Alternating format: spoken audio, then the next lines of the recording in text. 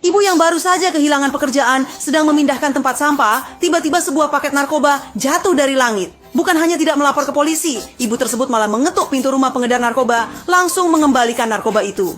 Aksinya ini membuat pengedar narkoba terkejut. Awalnya menyangka dia ingin memeras, tapi ibu itu malah mengusulkan untuk bekerja sama, menjual barang. Aku hampir tidak bisa menahan diri untuk tertawa terbahak-bahak. Nenek cepat pulang, cuci muka, dan tidur. Bibi mulai menganalisis dengan penjelasan panjang. Pertama-tama, aku yang nenek-nenek ini pergi menjual barang. Pasti tidak akan menimbulkan kecurigaan polisi. Selanjutnya, upah saya sangat murah, hanya butuh komisi sedikit saja. Setelah mendengar itu, pengedar narkoba merasa ada benarnya, lalu mengambil pisau besar dan memotong sedikit. Untuk bujeng coba dulu. Nenek itu pulang ke rumah, masuk ke dapur, mengambil pisau dapur untuk memotong narkoba menjadi potongan-potongan kecil. Lalu membungkusnya dengan ukuran 5 gram per paket, agar terlihat seperti permen buah. Setelah selesai dia memikirkan masalah yang serius, berapa sebaiknya barang ini dijual. Agar bos pengedar narkoba menghargainya dan bisa bekerja sama lebih lama, nenek itu segera menemui menantunya yang seorang polisi dan bertanya berapa harga narkoba per kilogram.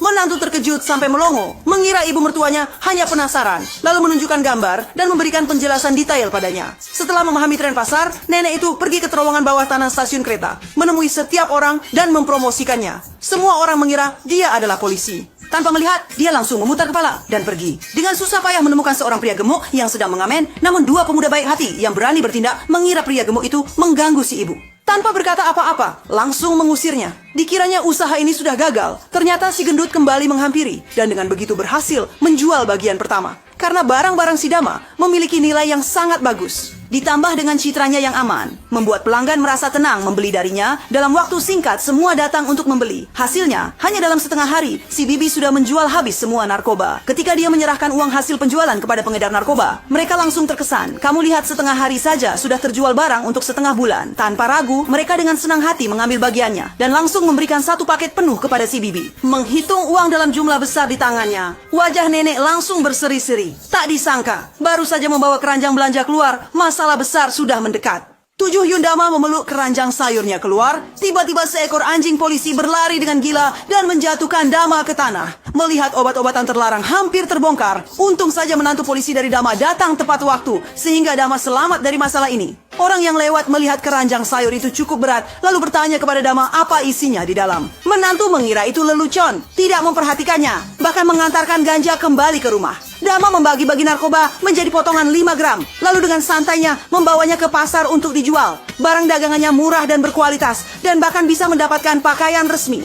Jadi dalam waktu setengah hari saja, sudah terjual habis. Namun bagaimanapun, ini adalah perdagangan ilegal. Dalam hati Dama merasa sangat bersalah. Oleh karena itu, dia pergi ke gereja untuk mengaku dosa. Mengatakan bahwa dia telah menjual narkoba kepada orang lain. Tidak disangka, pastor yang mendengar itu menunjukkan ekspresi tak percaya. Dan langsung membeli satu dari tangannya. Karena bisnis Dama sangat laris. Hal ini menyebabkan campuran narkoba tersebut tidak laku. Tanpa banyak bicara, mereka langsung memukuli dia. Dan juga melibatkan narkoba serta uang hasil penjualan yang ada padanya. Sekarang, uang hasil penjualan semuanya telah dirampok. Bagaimana cara menjelaskan kepada pengedar narkoba yang memasok barangnya? Tak ada pilihan lain. Bibi hanya bisa mencampur tepung ke dalam narkoba, berharap bisa menambah beratnya. Tak disangka, putrinya tiba-tiba datang meminta bantuan untuk menjaga cucunya. Tak disangka cucunya sangat nakal. Diam-diam masuk dapur saat Bibi lengah. Kebetulan sekelompok sahabat lama datang mencarinya untuk bermain. Jadi Bibi mengeluarkan kue untuk menjamu. Akibatnya, setelah makan kue, sahabat-sahabat lama tersebut tiba-tiba menjadi bersemangat tanpa alasan. Saat sahabat yang pikun,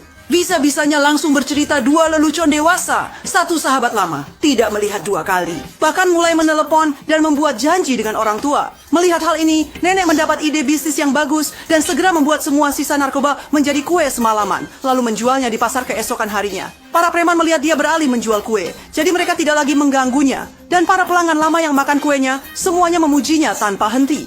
Para ibu-ibu saling berebut membeli barang langka ini. Setiap hari, ibu ini dengan terang-terangan menjualnya, sehingga kinerjanya meningkat pesat dan dengan cepat mengejutkan para pembeli. Untuk melindungi ibu ini dengan lebih baik, mereka bahkan secara khusus mengirim pengawal untuk mengantarkan barang kepadanya. Namun si Bibi tidak puas sampai di situ. Hari itu muncul lagi sebuah ide berani. Nenek berusia 70 tahun, setiap hari hanya membuat kue. Mengasah pisau selama setengah bulan, ternyata memperoleh 1 miliar. Orang-orang yang datang membeli kue tak henti-hentinya, hampir menghancurkan ambang pintunya. Tetapi kue tersebut hanya bisa dibeli dengan pemesanan sebelumnya. Kue aslinya ditambah bahan, dicampur dengan narkoba yang membuat ketagihan.